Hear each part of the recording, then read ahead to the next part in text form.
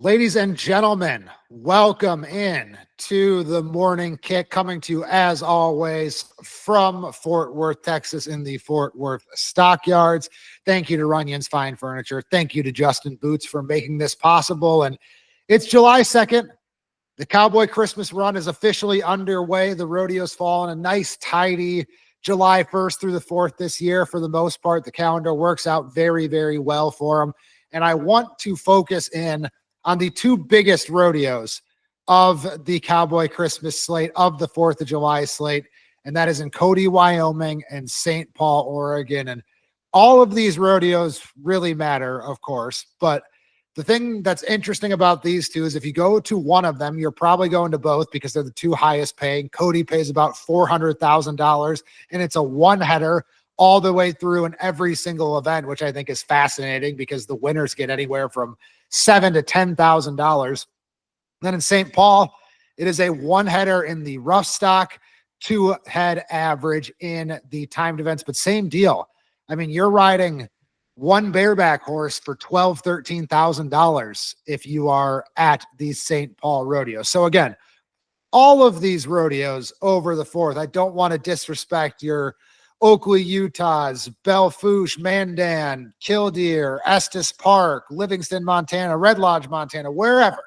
They're all very important. They all matter a lot. Many of them are playoff series rodeo, but the Cody Stampede, like I said, pays about $400. St. Paul pays about $500. If you do well at both of those rodeos, if you finish in the top 5 in both of those rodeos, you probably make over $10,000, over $12,000, and you've had yourself a very good Cowboy Christmas. So with that being said, I know they're already underway as of last night. They had the first performance, but I just want to go through some things to watch at both of these rodeos. And before I go into that, I would encourage you, I wrote something on uscowboy.com about both of these. For every single event, we've got stats to know, what happened last year, and athletes to watch. So I'm going to be completely honest with you. I am pulling a lot of information from those two articles. If you want to see all of this information that I have presented in full, you can do it on uscowboy.com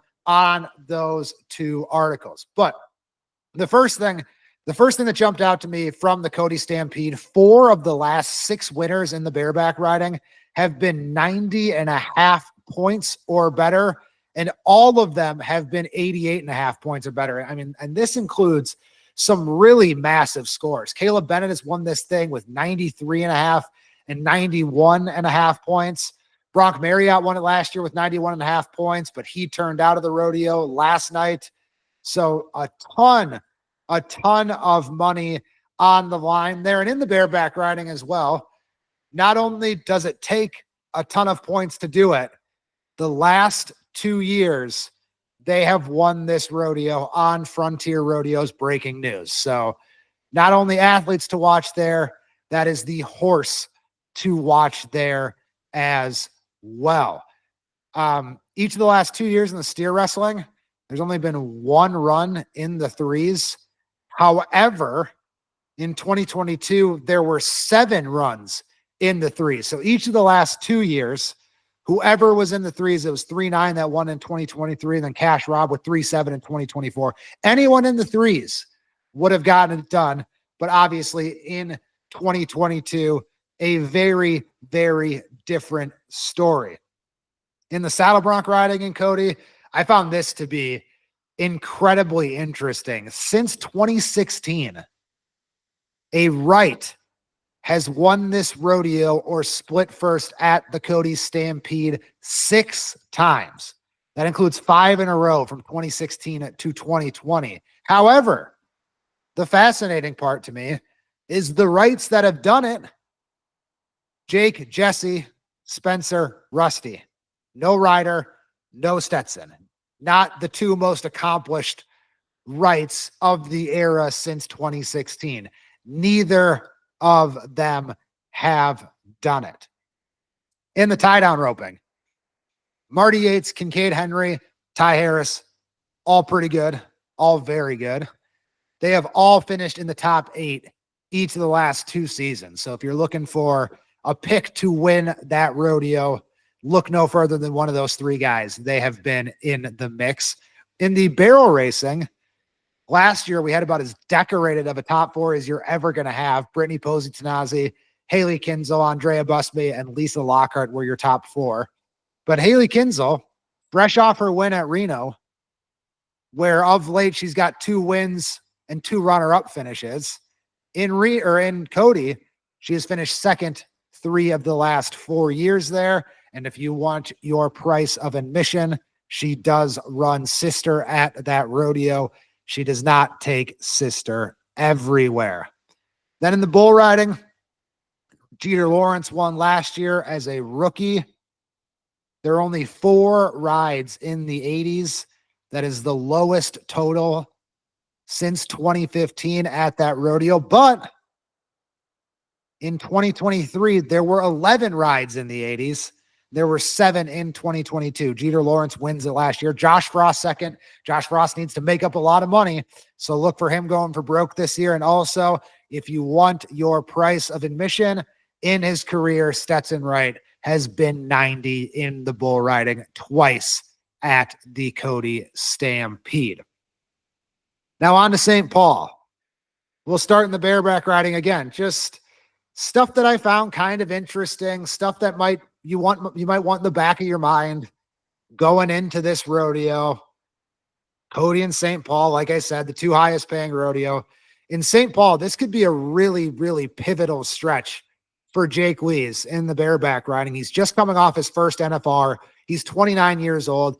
Feels like he really found something last season. He won a round at his first NFR. And so plenty of things have gone his way of late, and things always go his way in St. Paul.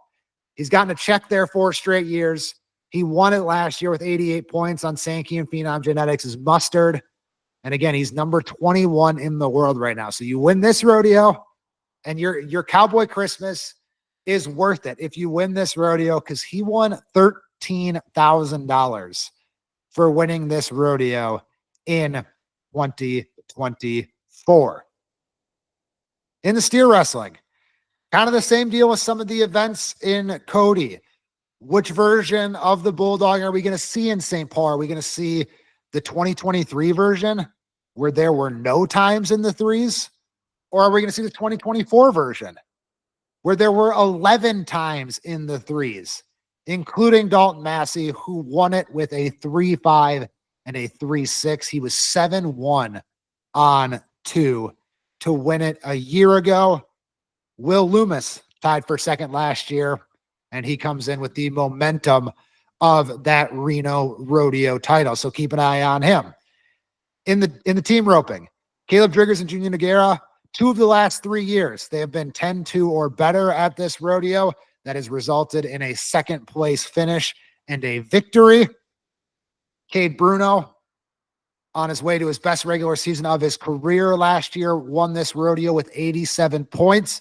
However, in 2024, that wouldn't have even had him in the top 5. So there could be big saddle bronc riding scores here.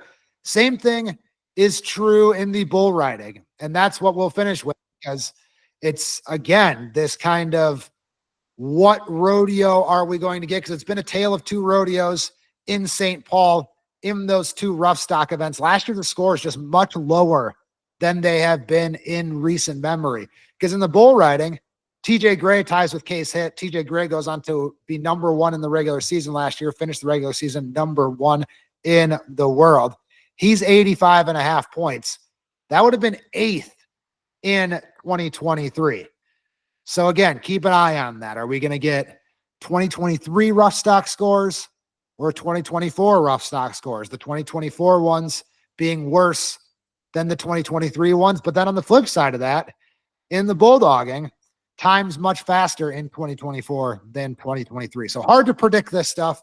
It's always hard to predict things in rodeo. It's hard to predict who exactly to keep an eye on. Obviously, the draw matters. Obviously, the travel matters. Obviously, people are going to turn out. But if you only watch 2 rodeos over Cowboy Christmas, personally, these are going to be the 2 that I am locked in on, because every single day is a chance for a new leaderboard, is a chance for big changes.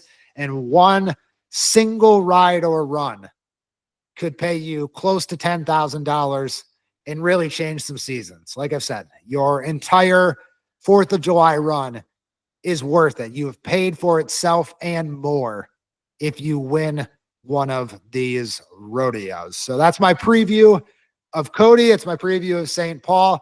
Stay tuned for No Huddle Rodeo later, because we are not just previewing those rodeos, we are keeping you up to date about what happened at these rodeos all week on No Huddle Rodeo. So stay tuned in for the morning kick every Tuesday, Wednesday, and Thursday for the big picture stuff. Then stay tuned to No Huddle Rodeo to get the more up-to-the-date live action type results. We will be with you all week on US Cowboy. Thank you for joining us. Thank you to Runyons. Thank you to Justin Boots. We'll see you later for No Huddle Rodeo, and then we will see you tomorrow to wrap up our week on YouTube. This is the morning kick on US Cowboy.